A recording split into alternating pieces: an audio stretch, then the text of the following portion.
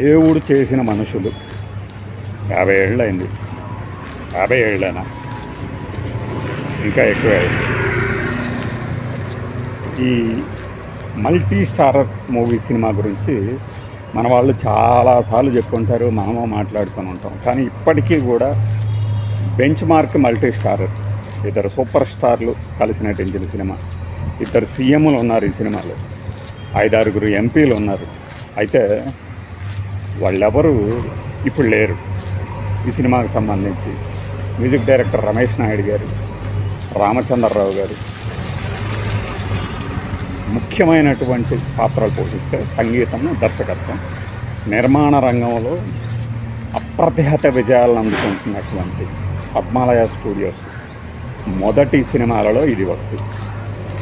మొదటి అంటే ఫస్ట్ది కాదు, మొదట్లో నిర్మించిన సినిమాలు. అసలు ఈ కథ ఎలా పుట్టింది, ఆ టైటిల్ ఏంటి, ఇవన్నీ కూడా చాలాసార్లు విన్నాను. త్రిపురనేని మహారథి గారు ఈ కథని తయారు చేశారు. ముందు ఆ 12 కాపురం శబ్దినోత్సవం కార్యక్రమంలో కృష్ణ గారు అడగటం, ఎన్టీఆర్ గారు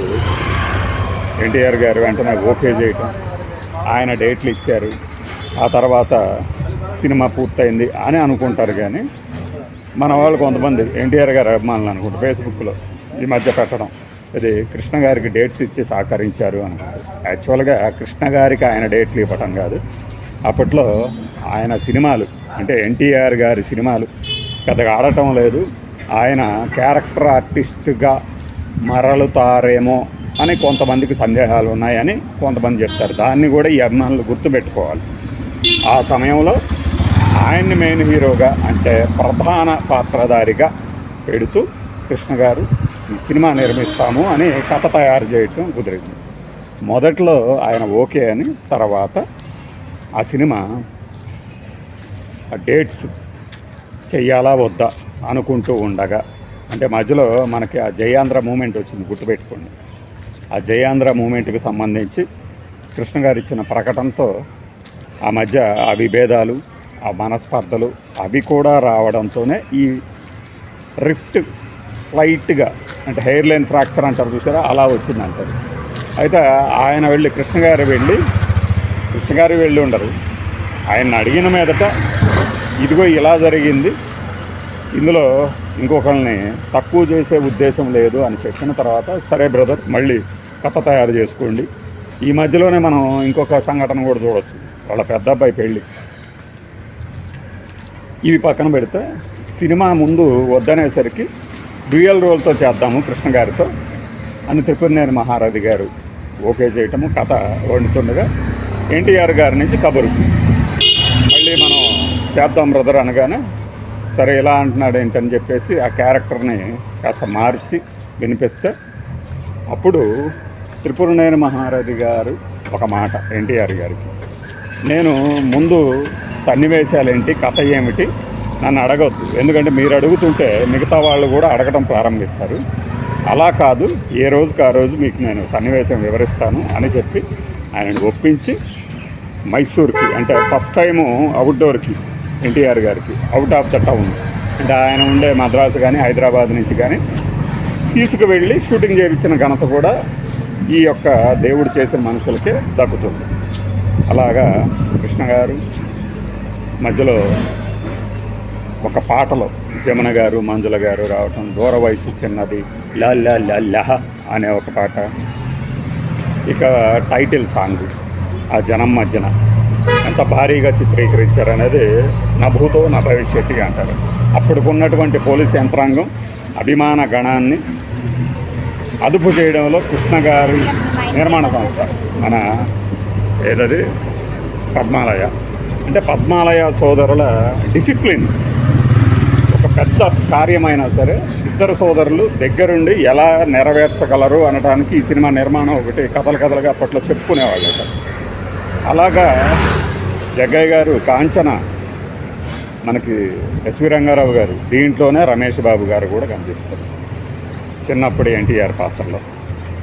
ఆ రకంగా ఆగస్టు 9వ తారీఖు 1973 విడుదలైనటువంటి దేవుడు చేసిన మనుషులు ఒక బ్లాక్ బస్టర్గా నిలబడింది. 33 సెంటర్లో విడుదలైతే మొదటి రోజునే 2,80,000కు పైగా వసూలు చేసింది. అప్పట్లో అదొక రికార్డు. ఒక తెలుగు సినిమాకి కలెక్షన్స్ ఈ రేంజ్లో వస్తాయా అని ప్రూవ్ చేసిన సినిమా. ఆ తర్వాత ఇది ఎన్ని రోజులు ఆడింది అనేది లెక్కకి మిక్కిలిగా 100 డేస్, 175 డేస్, సిల్వర్ జూబిలీలు, 200 డేస్ అట్లా ఆడుతూ ఎన్టీఆర్ గారి స్టార్డమ్ని తిరిగి తీసుకొచ్చింది. అంతకుముందు ఆయన బడి పంతులు అనే ఒక సినిమాలో మీరు చూడొచ్చు, ఒక ముసలి క్యారెక్టర్, అఫ్కోర్స్ కథానాయకుడే అయినా కూడా. అలా ఆయన కెరీర్కి ఒక కాపు కాసిన సినిమా ఇది నటశేఖర నట రత్న కాంబినేషన్లో వచ్చిన అద్భుత చిత్రరాజం కింద చెప్పుకుంటే జయలలిత గారి పాత్ర. దానికి ముందే జయలలిత గారితో కృష్ణ గారు 2 సినిమాల్లో నటించినారు.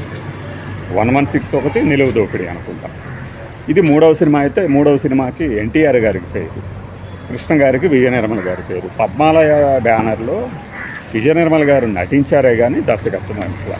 అలానే విజయ్ కృష్ణ బ్యానర్లో కృష్ణ గారు నటించారే కానీ దర్శకత్వం వహించలే. ఈ 2 ఒక రేర్ ఫినామినాగా చెప్పుకుంటే ఆ ఇద్దరి చలనచిత్ర జీవితం గురించి దేవుడు చేసిన మనుషులు అనేది రామచంద్రరావు గారి కెరీర్ని ఒక ఊపి ఆ తర్వాతే మళ్ళీ అల్లూరి సీతారామరాజు కూడా పురిగొల్పింది. ఆ ఇచ్చిన ప్రకటనతోనే ఎన్టీఆర్ గారికి బాగా ఖాళీ 100 డేస్ ఫంక్షన్కి రాలేదంటారు. నటరత్న గారి అభిమానులు ఈ విషయాన్ని గుర్తుపెట్టారు. కైండ్ అండ్ జనరాసిటీ, మ్యాగ్నానమిటీ గురించి లెక్చర్లు ఇచ్చే వీళ్ళు అలా ఒక హీరో ఇంకొక సినిమా తీసుకున్నానంటే కినుక వహించి 100 డేస్ ఫంక్షన్కి కూడా రాకపోవడం, అఫ్కోర్స్ అది ఆయన ఇష్టం. ఇక కృష్ణ గారి పాత్రని మలచిన తీరు, ఇది అన్నగారి మీద అభిమానం ఉన్నా కూడా ఇంకెవరినో రాముని తీసుకొచ్చి తన అన్నగారి పాత్రలో ప్రవేశపెట్టి ఊహించుకోమంటే ఎస్వి రంగారావు గారు దాని మీద అతను మండిపడి అతను చెప్పు చేతల్లో ఎందుకు ఉండాలి అనే ఒక క్యారెక్టర్. ఆ సందర్భంలో ఒక ఫ్లాష్ లాగా సన్నివేశం వస్తుంది. ఎన్టీఆర్ గారిని కట్టేసి కొట్టయిపోతుంటే ఎస్వి రంగారావు గారు వస్తారు. ఫ్లాష్ లాగా రే ఏమిట్రా అది అను. అలాగా ఈ కాంబినేషన్ని బ్యాలెన్స్ చేయటం. మాకు బాపట్లలో ఒక టైలర్ షాప్ ఉండేది, మాకు కాదు. టైలర్ షాప్కి యజమాని ఎన్టీఆర్ గారి అభిమాని. ఆయన వేటగాడు ఒక స్టిల్ ఉండేది, తుపాకీ పట్టుకొని కాలుస్తున్నట్టు. ఆ షాపు దగ్గర ఉన్నప్పుడు ఆయన చెప్పేవాడు ఎన్టీఆర్ సినిమాల గురించి, కృష్ణదేవ్ ఉంది అని. కానీ ఒక్కొక్కసారి ఒప్పుకోక తప్పేది కాదు మాతో పాటు వాదనలో పాల్గొని. అప్పటికి నేను చాలా చిన్నవాడిని, ఆయన చాలా పెద్ద అయినా కూడా. బహుశా మరి ఇప్పుడు ఉన్నాడో లేడో తెలియదు. బాపట్ల ఆంజనేయ స్వామి గుడికి వెళ్ళే దారిలో లెఫ్ట్ సైడు ఉంటుంది. భీమవారిపాలెం వెళ్ళే దారికి కాకుండా దానికి ఎడ్జ్లో ఒక పెద్ద కాంప్లెక్స్, దాని దగ్గర ఆ ఎదురుగానే లక్ష్మీ లేడీస్ కార్నర్ అని ఒక షాప్ ఉంటుంది. ఆ షాపు యజమానులు కూడా ఇప్పుడు మరి ఆ షాపు ఉందో లేదో తెలీదు. వాళ్ళు చిరంజీవి తాలూకు క్లాస్మేట్స్ అని చెప్పేవాళ్ళు. చిరంజీవి గారు అప్పుడు ఎట్లా ఉండేవాళ్ళు క్లాసుల్లో అనేవి కూడా చెప్పేవాళ్ళు, చాలా సైలెంట్గా, అలా నిశ్శబ్దంగానే. అలా మేము సినిమా హీరోల తాలూకు విషయాల గురించి విపరీతంగా ఆ చిన్నప్పటి నుంచి నెమర వేసుకుంటే ఉండేవాళ్ళం. కబుర్లు, పోసుకోలు కబుర్లు. ఇప్పుడు ఇదిగో ఇలా యూట్యూబ్లో, సోషల్ మీడియాలో ఆ జ్ఞాపకాలను పంచుకుంటుంటే విపరీతమైన ఆదరణ. ఎందుకంటే అందరికీ రిలేట్ అవుతాయి కాబట్టి. ఇక దేవుడు చేసిన మనుషులకి సంబంధించి రిపీట్ రన్లో కూడా కనకవర్షం. ఎవరైనా ఏదైనా కాస్త కష్టాల్లో ఉంటే, అంటే 94 ఆ సమయంలో రిపీట్ రన్లు ఎక్కువ ఉండేవి. థియేటర్లో పాత సినిమాలు ఆడిచ్చేవాళ్ళు 90లలో కూడా. ఆ తర్వాత 2000 సంవత్సరం వరకు కూడా కుదిరింది. కానీ డిజిటల్ ఫిల్మైజేషన్ వచ్చిన తర్వాత అది కాస్త తగ్గింది. ఇప్పటికి రిలీజ్ అనేవి గత హంగామాతో చేస్తున్నారు మహేష్ బాబు సినిమాలకి. బట్ అప్పుడు మామూలుగానే ఒక ఫిల్ము కొనుక్కోవటము, ఒక 10,000కి ఒక థియేటర్లో ఆడించుకోవటము, ఒక 20,000 రాగానే ఆ షేర్ 10,000 లాభం. ఇలా ఆ డబ్బింగ్ సినిమాలతో పాటుగా ఎన్టీఆర్ గారి సినిమాల కన్నా కూడా కృష్ణ గారి సినిమాలని తెగ రిలీజ్ చేసేవాళ్ళు. ప్రజారాజ్యం, ఊరికి మనగాడు, దేవుడు చేసిన మనుషులు, ఈ చుట్టాలు ఉన్నారు జాగ్రత్త, ఇంకా కిరాయి కోటిగాడు, విపరీతం అన్నమాట. ఇంకా ఈ ఐడియాలను కూడా తస్కరించేవాళ్ళు. నేను ప్రజారాజ్యం కొనుక్కుందాం అనుకుంటున్నాను అంటే వెంటనే లేదు నేను ఆల్రెడీ కొనేసుకున్నాను, నేను వేస్తున్నాను షో అందులో అని చెప్పేవాళ్ళు. అంత ఒక్కదే, మనం కొనేది లేదు, వాడేసేది లేదు, ఊరికి హడావిడి. ఈ కోణంలో చూసినప్పుడు కృష్ణ గారు తన బ్యానర్ మీద ఎన్టీఆర్ గారితో తీసిన ఈ సినిమా బ్లాక్ బస్టరు. ఇంకా అప్పట్లో ఆ అనుభవాల గురించి ఒక్కొక్కళ్ళు కథలుగా చెప్పుకునేవాళ్ళు.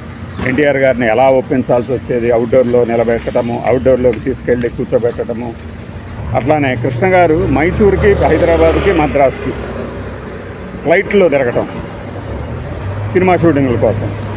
అంటే అది ఒక యజ్ఞం, ఇష్టపడిన యజ్ఞంగా సినిమాల నిర్మాణం సాగేది ఆ రోజుల్లో. సినిమా కథలో సాక్షి రంగారావు గారు, అలానే రాజ్ సులోచన గారు, యశ్వరలక్ష్మి గారు, ఇంకా కాంచన గారు, జగ్గయ్య గారు క్యారెక్టర్లు డ్యూయల్ రోలు. ఇప్పుడు ఒక దొంగ, అంటే విధివశాత్తు దొంగగా మారిన వ్యక్తి వివేకానంద గెటప్లో కనబడతారు ఎన్టీఆర్ గారు ఇందులో. అప్పట్లో ఆయన ఫ్యాన్స్కి బాగా నచ్చి ఉంటుంది అది, ఎన్టీఆర్ గారిని వివేకానందుడి గెటప్లో చూసేసి. దేవుడు చేసిన మనుషుల్లారా అని పాడుతుంటే హాల్లో ఏళ్ళలో గోల్లో చప్పట్లు. అవన్నీ మీకు ఉండి ఉంటాయి అనుభవాలు. ఒకసారి పంచుకోండి.